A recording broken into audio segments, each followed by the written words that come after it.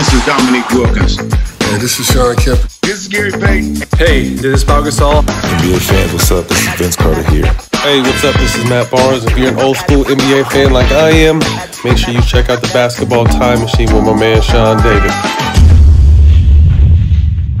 Hello, good day everyone. How's it going? My name is Sean David and I welcome you to the Basketball Time Machine, your weekly dose of old school NBA basketball.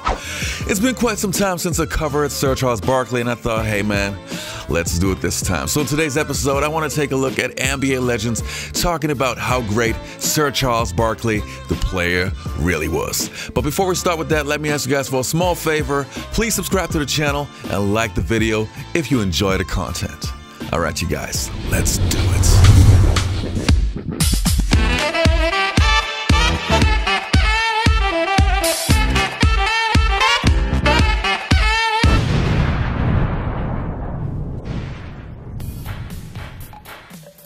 Now, the first player's opinion that I want to take a look at is from Kenny Smith, who obviously is working alongside Sir Charles on NBA television, but also was a colleague of Sir Charles in the NBA. Let's hear what he has to say. Charles, I would say that Charles is the most unique player that ever played basketball. His ability to be 6'4" and play power forward, we all know that that's unique. And he is 6'4", he's not 6'5". And his ability to create double teams. I always say there's about 4 or 5 guys in the NBA. This is when you know how great you are. Michael Jordan, they said there's an illegal offense rule. Kareem Abdul-Jabbar, there was a rule, no dunking because of him. Charles Barkley, they were like, you can't back down for more than 5 seconds. They changed the rule because he was so good. That's when you know that you're on a different level of the playing field, that they're changing a rule just based on your skill set. And the next clip that I want to take a look at is from Kevin Garnett, and it just shows you what kind of a person Sir Charles Barkley was and still is. Let's take a look. What comes to mind when you kind of see? Oh, snap. So this first joint is of Charles Barkley. This is in '96 when he actually pulled Stephen out to the side after they beat us, actually swept us. And we were just so eager to be in the playoffs and so happy to be in the playoffs. But he was like, hey, we needed this one. You guys got 1,000,000 years to be able to get you one. You know, y'all got to go through this part of it. Every great players, every great team has to go through some type of something to be able to get to something. And we were like, I don't want to hear this shit. But he was like grabbing us, like, come here. Like his arm is around us, you know? I was shocked that Chuck did that, if I'm being honest. I was shocked that he was doing things in the series that was just, when he would turn his face, his elbows was high, he was just putting the dominance in on some alpha shit, you know what I'm saying? He was putting the dominance in it. And I was shocked that he cared enough to pull us to the side and actually give us 2 cents. He gave us our 2 cents and he gave us his advice and I was shocked at that. But there was some brotherly love that I always remembered and I always thanked him for that off the court. When he first came to Philadelphia, he was a little overweight. That was during his round mound of rebound days. But for a guy who was carrying a little extra weight, he can get off his feet really fast. Gotta finish. Oh, what a rejection by Barkley! How can you see a 6'4" guy do what he do? Rebound, block shot, score, and strong. Bull taps it once and can't make it. Charles looks like he's just determined to take over this game. Oh, back. If the ball was in the middle of 5 guys, everybody knew who would always come up with that ball. It was Charles Barkley. And not only grab it, but explode up. Still fighting for it. Look at him go. Whoops. The sucker play by Barkley. Does it work? Yes. Oh, Charles Barkley. He's not human. What made Charles so great is because you always hear the term size doesn't matter. And for Charles Barkley, size did not matter. As a center, centers are always 6'10", 6'11", 7 foot. Power forward is always 6'8", 6'9", 6'10". Not Charles Barkley.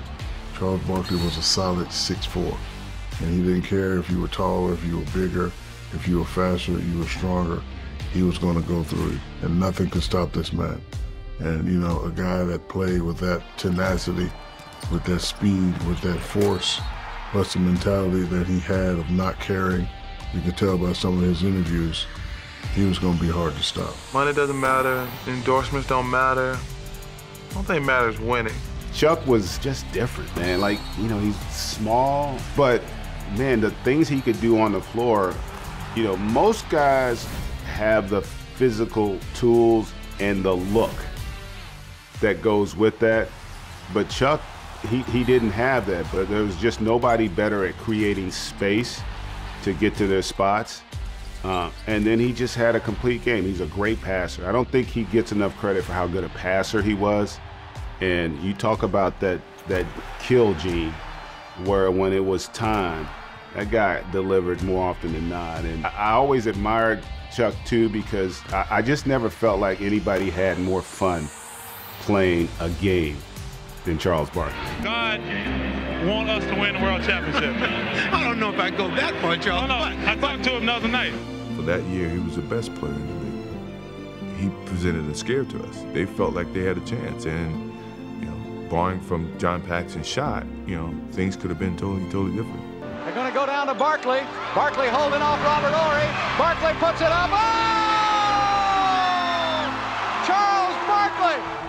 When you look back at his career, you're not going to see many Charles Barkley type of players, guys of his size who can impact the game. And he was a phenomenon. One of the great power forwards, particularly at his size, of all time. I mean, just dominating, physical, athletic, mentality. He was a joy to watch. I mean, we loved Barkley. I wasn't a big Sixers fan, but our man Barkley, he was. You watched him like you knew it was going to be elite, high-level, explosive basketball. And then he became this incredible personality and a television star, media darling, and to the point now where I think if you're not old enough, you don't really understand or appreciate just how good he was as a player. As entertaining, as successful, as famous as he is as a broadcaster. He was the same thing, the same level as a basketball player, one of the best ever. I don't even know if you appreciate from watching old footage. Like, you had to just lace him up, go bump with him, see it for yourself. Man, this guy right here was incredible. For Miller underneath, off the backboard. Oh! And the Suns win it! Charles Barkley.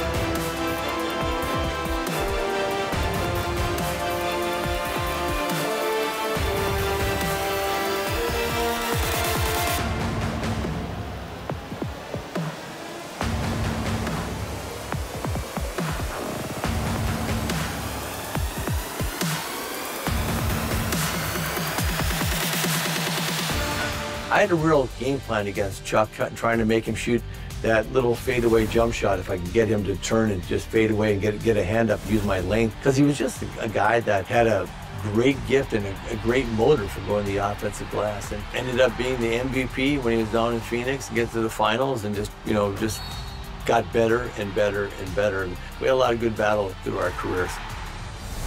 Isaiah, Charles Barkley was known as the round mound of rebounds. Oh, yes. What did you think the first time you saw him? That he was a round mound. I mean, really, like the first time I saw him, it was actually on tape, the night that, Philly drafted him. And he was joining Moses Malone, Dr. J, Mo Cheeks, Andrew Toney. So he was joining like a squad. And when they actually showed his picture, I was like, okay, well, Philly may have made a mistake, because, he was overweight, he was just, the round mound, and then when we played against him, it was like he came down and was taking it behind his back, snatching it off the board, dribbling full court.